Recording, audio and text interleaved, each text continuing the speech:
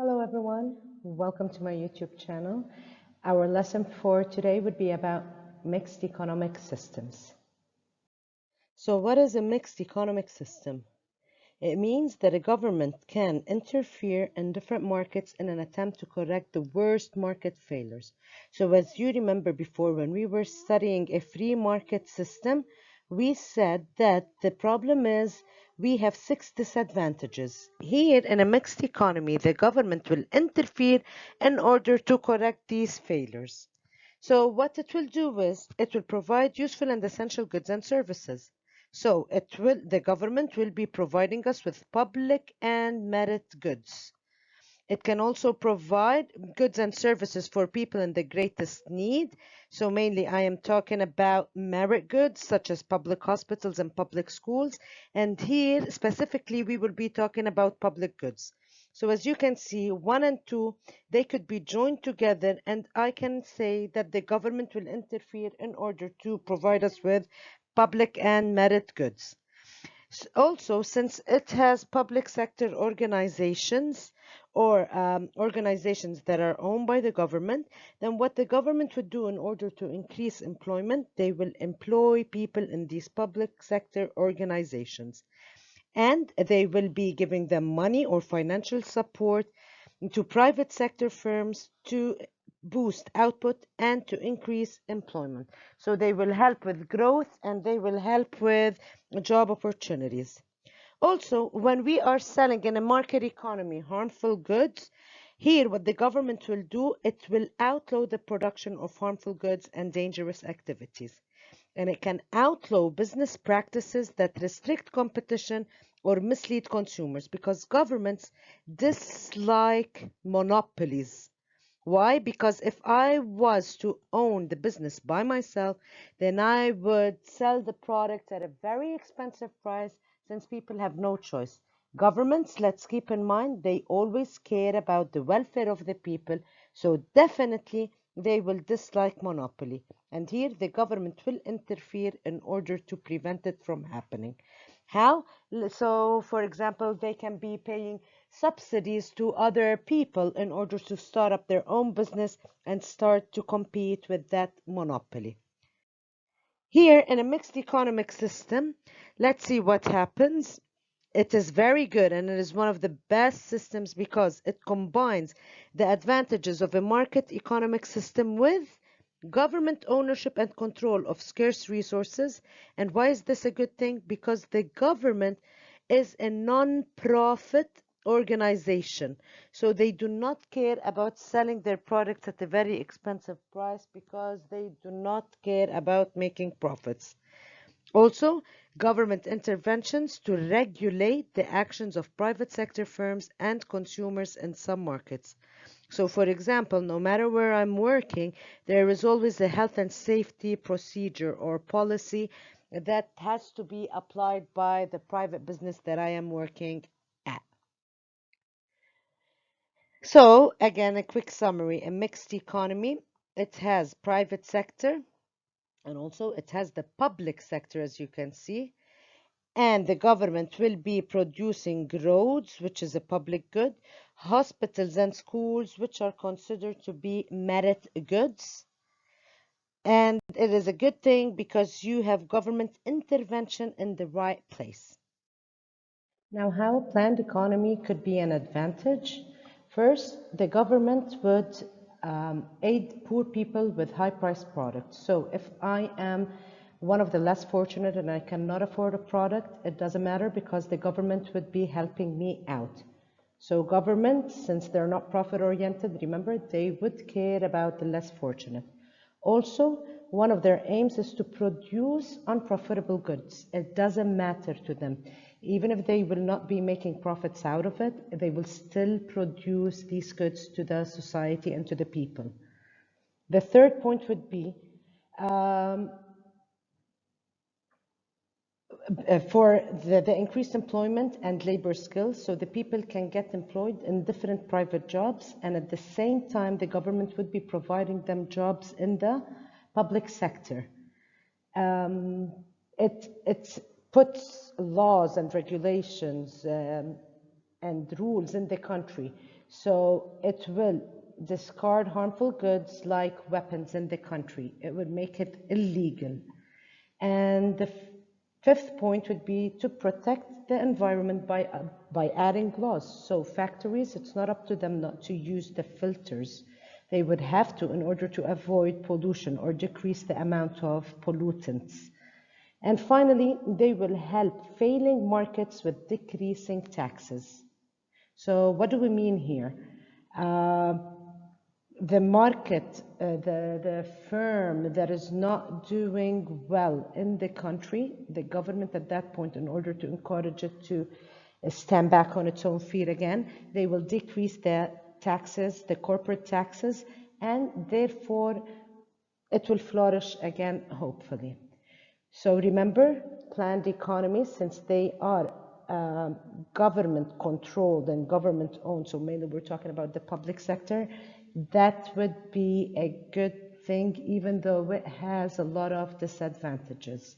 And remember, one of the disadvantages of a planned economy is that since we only have one producer of the good, there will be no competition. So it is bad for the consumers.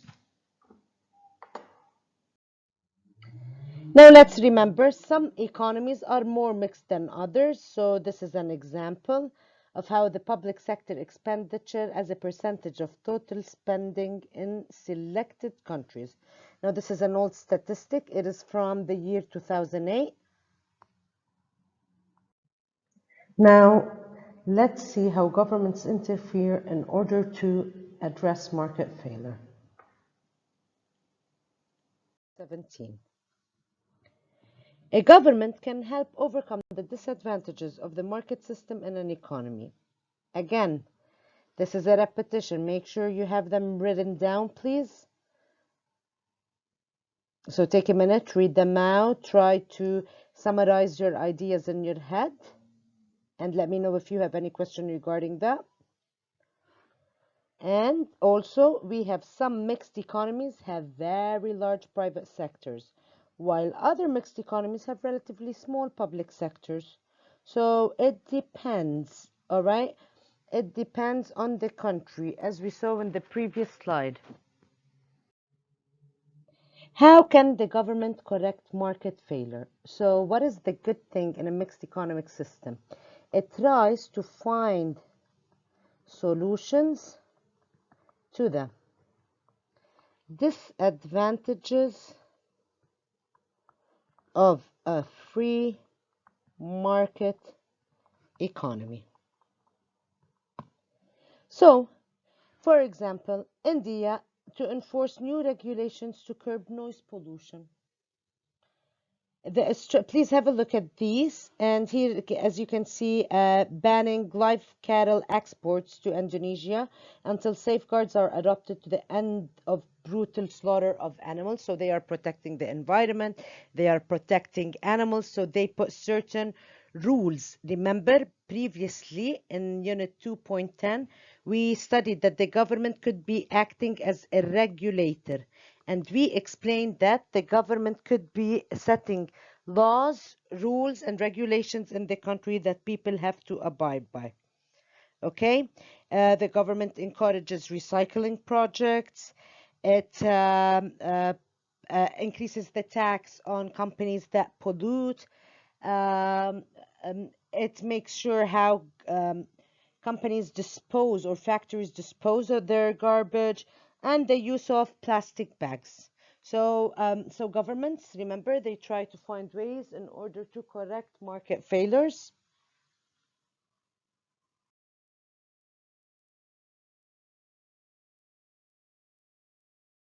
How can a government correct market failure? First of all, it could do that through microeconomic policy measures. The first one would be direct provision of goods and services. I'll explain it in the next slide. Then I would be explaining regulations, including price control, which is minimum and maximum price control, prices. And then indirect taxes, how they affect the supply curve. Subsidies, also how they affect the supply curve. Direct provision of goods and services, we will be talking about state-owned enterprises or nationalization, which is the opposite of privatization. And this is when a government takes over the ownership of private sector or even entire industries and it makes it owned by the government. Governments could correct market failures by doing regulations and price controls. So, for instance, which products' prices must be raised? First of all, we must raise the prices of demerit or harmful goods, such as cigarettes. And by doing that, we will be setting minimum prices. And I would call that price floor, which is a price that is above the equilibrium point. Also, the government would raise the prices of products that cause excessive pollution, and it would create an external cost. And also products that increase waste, such as plastics, products that increase other external costs in general. Price controls. What could the government do? It could either create something called a maximum price, which is a price ceiling, or a minimum price, which is a price floor on a market. Usually, high minimum prices, what it does is it decreases the consumption of the undesirable products such as the demerit goods or cigarettes. So the government, for instance, as I told you before, the prices of cigarettes, let's say the pack of cigarettes was 10 dirhams, the government would set a legal minimum price, which is 14 dirhams. So you cannot find in the market a pack of cigarettes which is below 14 dirhams. Why does the government do that? Because they want people to consume less of this demerit good. Also, the government could do something called low maximum prices, and it can stop firms from overcharging. This, they did it, for example, for the PCR testing due to the coronavirus, and you need to do the test. This happened in the pandemic. They don't want people to spend a lot on such needs because the PCR testing became a need nowadays. Minimum price floor, minimum price or price floor, it means we're talking about the price introduced by the government as the lowest price a good can be sold at. So as we said, you cannot find a pack of cigarettes below 14 dirhams. Why? Because we want to decrease the consumption of that good or the demerit goods. And this, it must be set above the market equilibrium price, and I will explain it in a while. Also, a minimum price could be set, for instance, legal minimum wage.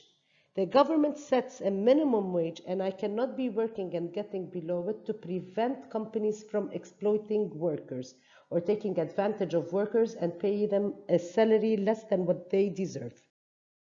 The price floor is usually, it is this one, and this is the legal minimum price. So this was my original equilibrium point. The pack of cigarettes was 10 dirhams.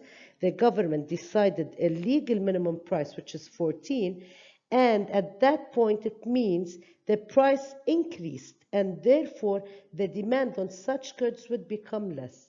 And now, since this is a point above the equilibrium, it will create a surplus. Maximum price ceiling, on the other hand, it would be, for example, a point below the equilibrium. So we are decreasing the price of it, and this would create a shortage. Okay, it generates shortage since the quantity demanded is greater than the quantity supplied.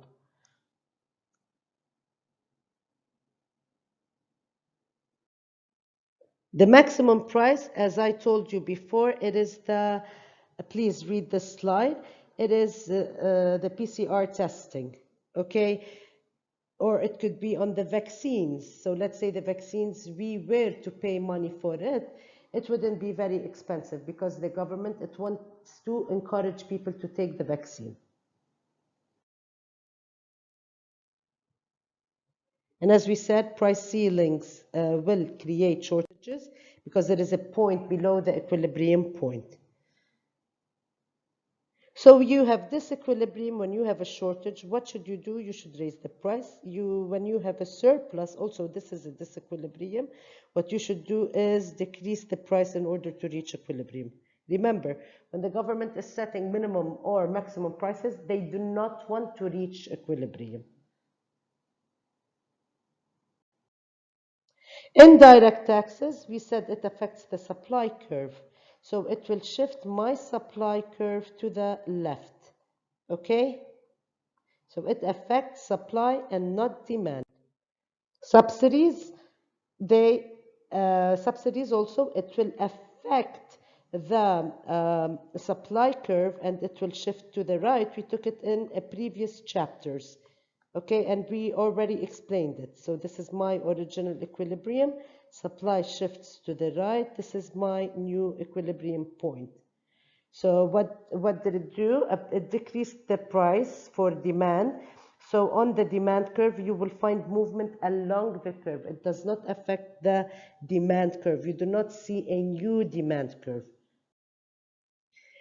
Now, when the government was interfering to stop market failures or to correct the disadvantages of a free market, it created some problems. Okay, so one of the problems was that government interventions often take a long time to agree and may take even longer to have an impact. So, okay, it took them a long time in order to make up the decision or to interfere in the market. And to see the effect of this intervention, it's not directly correcting the problem. We might wait for a longer time in order to see the effects. Price controls, which is the legal minimum or maximum prices, may encourage smuggling and black markets. So because of shortages, this might start to happen. And black markets, it will make the prices of these goods extremely expensive. Taxes and subsidies and other policy measures, it can change the price signals and incentives. Okay, and other than that, if I am being taxed a higher tax when the government is interfering, I might find ways in order to avoid paying taxes. And this, I would call it tax evasion. So consumers might start acting in a way that is dishonest to the government. Regulations, on the other hand, when the government is setting regulations and it's forcing firms to buy filters in order to prevent pollution, this is increasing my cost of production. And when my production cost is increasing, automatically I, as an owner of a company, I will increase the price. So this is affecting consumers in a negative way because they are starting to find prices at higher goods at higher prices. Public sector organizations may be inefficient. So since we have government intervention and the government started owning some organizations, public sector organizations, they might be producing goods in an ineffective way and produce poor quality goods and services. The sixth problem is that government interventions can cause conflicts of interests. And number 7, some government interventions may be based on political and personal choices. This, if the government is corrupt, then it will make the wrong choices. They will make the decisions based on what benefits them personally and not what benefits the people or the society. Again, what is privatization? It is when the private sector buys public sector organizations and they make it owned by themselves. So it is increasing the role of markets in a mixed economy. This you can find it on your book on page 115. Advantages of decreasing the size of public sector and increase the growth in the private sector would be running the public sector is very expensive. Private sector, because they care about profits, they will use their resources in a more effective and efficient way. And because you have private sectors, then it means you would have more competition.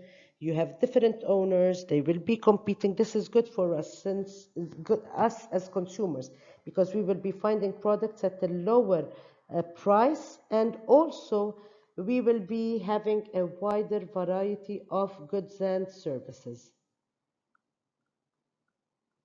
Also, less government spending on state-owned enterprises. How will the government get its spending or get the money from taxing people when the government is not really having public sector businesses in the country? Then they don't need to tax the people a lot. They don't need that money. So this is why it's good as well to have less government intervention or less public sector businesses. What is a planned economy? We already said, like, everything is owned and controlled by the government. So the government is the one deciding the resource allocation, which is what, how, and for whom to produce. The market outcomes, the market mechanism affects what, how, and for whom to produce.